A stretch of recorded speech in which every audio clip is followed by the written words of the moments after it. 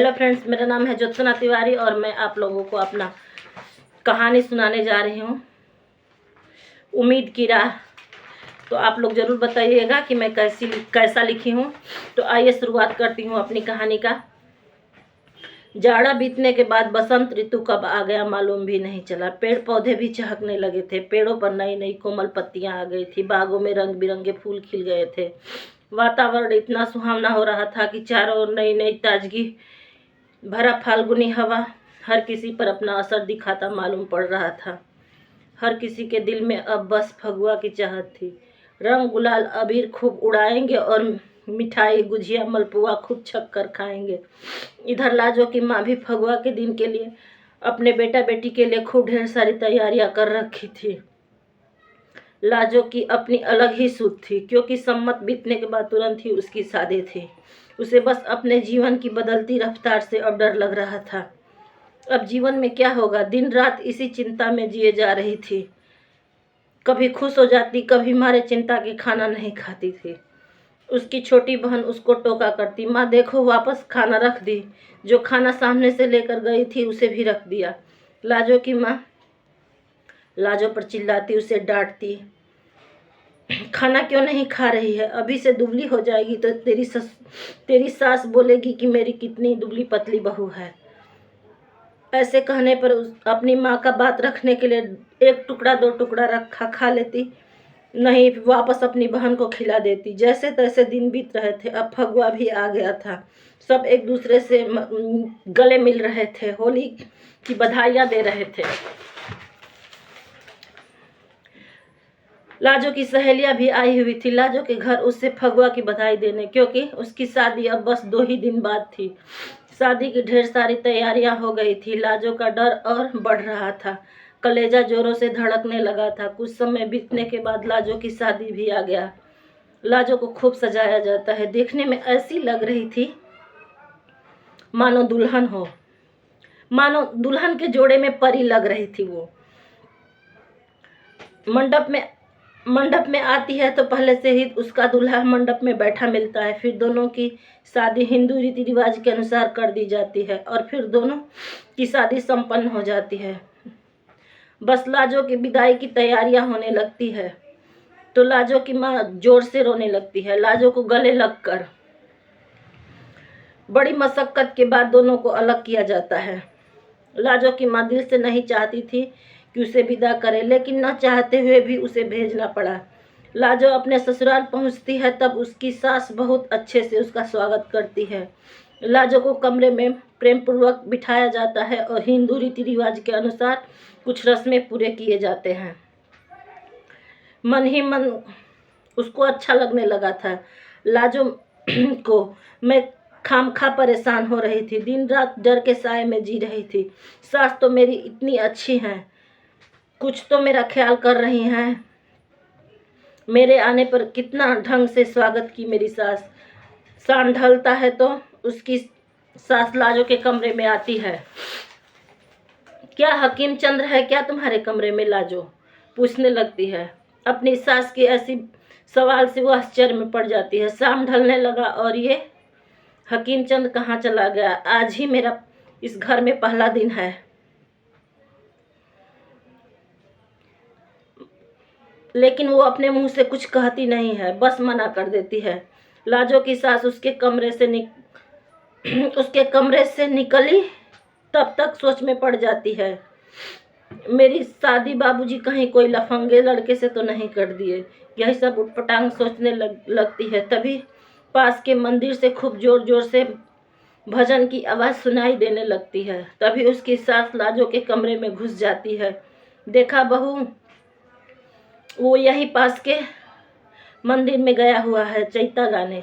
पूरी मंडली गई हुई है, उसी में गया है। अब ये बस 10 बजे से इधर नहीं आएगा। चुपचाप अपनी सास की बातें सुन रही थी लाजो। तभी वो खूब बड़बड़ उसकी सास कर रही थी, आने दो उसे, अब उसकी सामत आ गई है। भला बताओ कौन नई नवेली दुल्हन को छोड़कर चैता गाने जाता है।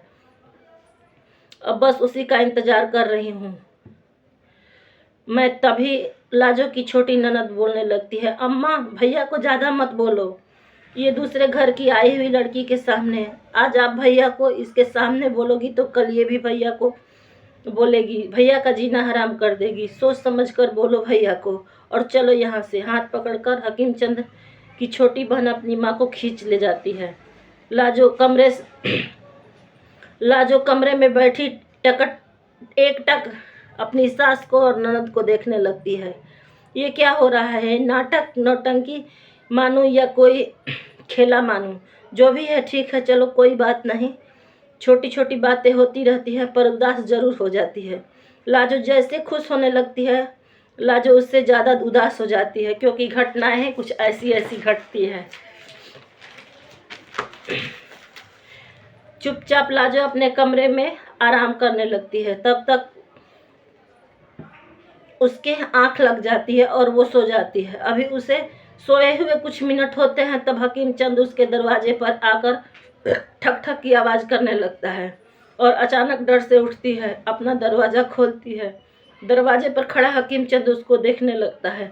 इतना आश्चर्यजनक निगाहों से क्यों देख रही हो? लाजो, मैं तुम्हारा पति हकीम चंद, कहते हुए उसका हाथ थाम लेता है। अच्छा चलो अब अंदर चलते हैं, कहते हुए उसे वापस कमरे में ले जाता है। दोनों खा पी कर सो जाते हैं। मालूम भी नहीं चलता है कब सुबह हो गई। लाजो के कमरे में घुसकर लाजो की सास लाजो को सारा काम, सारी जिम्मेदारियां सौंप देती है। बेचारी थोड़ा भी आराम नहीं मिला। लाजो मन ही मन सोचने लगती है, यहाँ रसोई में जाने पर पूजा नहीं होती है क्या? रीति रिवाज से बहुओं को चूल्हा चौका सौंपा जाता है।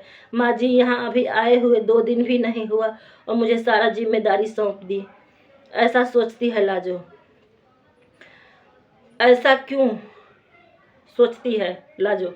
बेचारी टूट जाती है लेकिन हिम्मत नहीं हारती है। लाजो की सास की बात, अपनी सास की बात मान लेती है और काम में लग जाती है। लाजो रसोई बनाने आंगन में बैठी थी। शाम ढल रही थी। उसका धुआं उसकी आंखों में मिर्ची के समान काम कर रहे थे। उसी दौरान लाजो अब रसोई में लगी हुई थी, तभी उसकी सास के तीखे शब्द ताना उसकी सास देने लगती है, लेकिन तीखे शब्द और तानों को भी नज़रअंदाज कर देती है लाजो और डर के साए में जीने लगती है। लेकिन वो चुपचाप सारा काम बखूबी करती है। ऐसे ही समय रफ्तार से निकल रहा था। लाजो के पति का व्यवहार थोड़ा नरम पड़ जाता है, पर उसकी सास ननद का व्यवहार और कठोर हो जाता है। ज़रूरत से ज़्यादा काम लेना, थोड़ी भी इंसानियत न दिखाना। लेकिन लाजो भी बड़ी मेहनती लड़की होती है। हर काम लगन से और मेहनत से करती है। लाजो ने बहुत कुछ सह लिया था। अब हर सुबह उसके लिए एक नई परीक्षा लेकर आती। कभी ताने, कभी चुप्पी, कभी बेवजह गुस्सा। ससुराल की 4 दीवारी पति का रवैया सबसे ज़्यादा चुभता था। न तो वह मारता था न ही बचाता था, बस चुपचाप रहता। लाजो कई बार सोचती शायद ये चुप्पी टूटेगी, लेकिन हर बार उम्मीद अधूरी रह जाती। साल खत्म होते होते उसका बच्चा भी हो गया था। उसको खिलाती पिलाती, मालिश करती, अपने बच्चे को देखकर खुश होती। जब वो बच्चा देखकर हंसता तो उसका थकान उतर जाती। वह अपना आंसू छुपाकर उसके लिए मुस्कान ओढ़ लेती थी। एक दिन मायके से चिट्ठी आई। माँ की लिखावट कांप रही थी। बिटिया, अगर बहुत दुख है तो लौट आना। माँ बाप भी तेरे लिए जिंदा।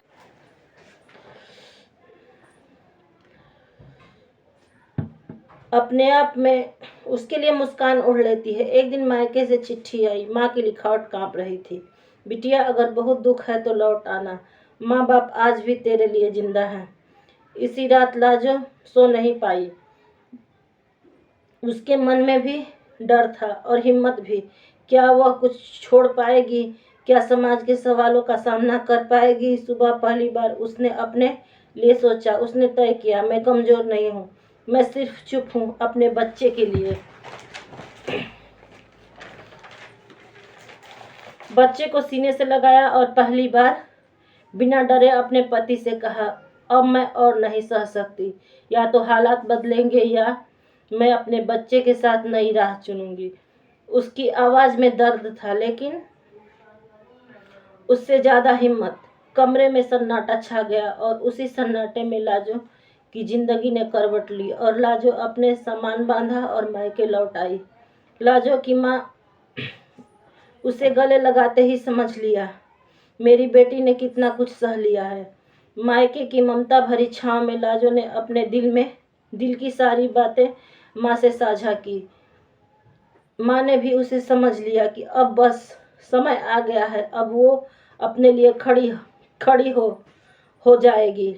लाजो मायके में समय बिताने के बाद उसे नई ताकत मिली। उसने फैसला किया कि अब वो अपने बच्चे के भविष्य के लिए एक मजबूत कदम उठाएगी। इस तरह लाजो ने मायके में से लौटने का फैसला लिया।